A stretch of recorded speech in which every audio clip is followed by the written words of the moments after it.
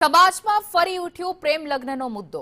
આનંદીબેન પટેલના નિવેદન પર નરેશ પટેલની પ્રતિક્રિયા સામે આવી છે। પ્રેમ કરવો એ પાપ નથી, નરેશ પટેલે આ નિવેદન આપ્યું છે। ખોટા પાત્ર સાથે ફસાઈને મુશ્કેલીમાં ન પડવું, સાથે જ તેઓએ કહ્યું કે પ્રેમને માતા પિતા સ્વીકારશે કે તે અંગે પણ વિચારવું, ભગવાન પર ભરોસો રાખવો, ભાગ્યમાંથી કોઈ ન છીનવી શકે।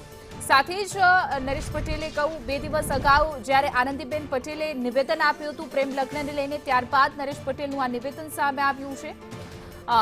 આનંદીબેન પટેલે નિવેદન આપ્યું હતું કે ભણતા ભણતા જ છોકરીઓ પ્રેગ્નેન્ટ થઈ જાય છે અને આવા પરાક્રમો ન કરવા, આ પ્રકારનું નિવેદન આનંદીબેન પટેલે આપ્યું હતું। સાથે જ તેઓએ કહ્યું હતું ક્યારેક છોકરા છોકરી સાથે મળીને ભાગી પણ જાય છે, પરાક્રમનું પરિણામ એ આવે છે કે બાળક થઈ જાય છે એની જવાબદારી સરકાર પર આવી જાય છે। આ પ્રકારનું નિવેદન આપ્યા બાદ હવે નરેશ પટેલે પણ નિવેદન આપ્યું છે અને તેઓનું કહેવું છે કે પ્રેમ કરવો એ કોઈ પાપ નથી।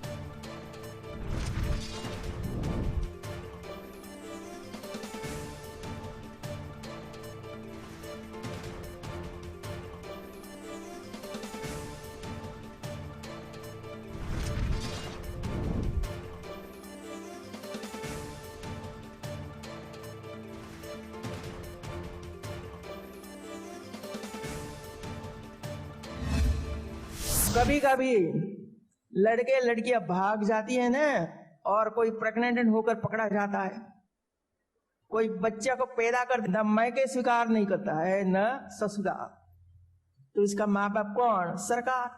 आप सबके ये पराक्रम है, मत करिए पराक्रम। समय फरता जेम समय फरतो जाए छे एम आ बधा प्रश्नों आववाना। सोशल मीडियानो जमानो छे। दीकरीओ काची उंमरनी होय, गमे रीते एट्रेक्ट थती होय अने आमां क्यारेक घणी जग्याए फसाती होय, तो दीकरीओने पण मारी आ तके आजना दिवसे खास विनंती छे अने लागणी छे के आमां बहु चक्कासी अने क्यांय एट्रेक्ट थवानी जरूर नथी। प्रभु पर भरोसा राखो, भगवान पर भरोसा राखो। जे आपणने मरवानुं छे અહીંથી કોઈ છીનવી નથી જવાનું, એટલે કોઈ જાતનું એટ્રેક્શન ન થાય અને દીકરીઓ વ્યવસ્થિત રીતે માવતરનું માની અને આગળ વધે એવી આ તકે વિનંતી કરું। બહુ દુઃખની વાત છે, જેની ઘરે દીકરી હોય ને ખબર હોય કે આ પરિસ્થિતિ જેની ઘરે પેદા થાય તો શું થઈ શકે, એટલે દીકરીઓને ફરીથી મા બાપ તો ઈચ્છતા જ હોય કે એની દીકરી બહુ સારા ઘરે જાય, સારી જગ્યાએ પ્રસ્થાપિત થાય, પણ જ્યારે આવા પ્રશ્નો હોય ત્યારે દુઃખની વાત છે। દીકરીઓને ફરીથી અપીલ અને વિનંતી કરું છું કે એટ્રેક્શનમાં ન આવી અને સાચા પગલે સાચા રસ્તે। સમાજ અને સોશિયલ મીડિયા ખૂબ મોટા થઈ ગયા છે। દરેક સમાજના આગેવાનો ઘણી બધી વાતો કરે છે। આપણે એક સમાજને લઈને આજે વાત ન કરી, પણ આ એક જે આપણે પ્રશ્ન કર્યો દરેક સમાજનો પ્રશ્ન છે અને આ ફરીથી હું કહીશ કે દીકરીઓને પૂરેપૂરો અધિકાર છે બધું કરવાનો। સિંગર પણ બની શકે છે અને કોઈ પણ ક્ષેત્રે આગળ વધી શકે છે, પણ એને કેટલો એને હદમાં રહેવું એ એના માટે।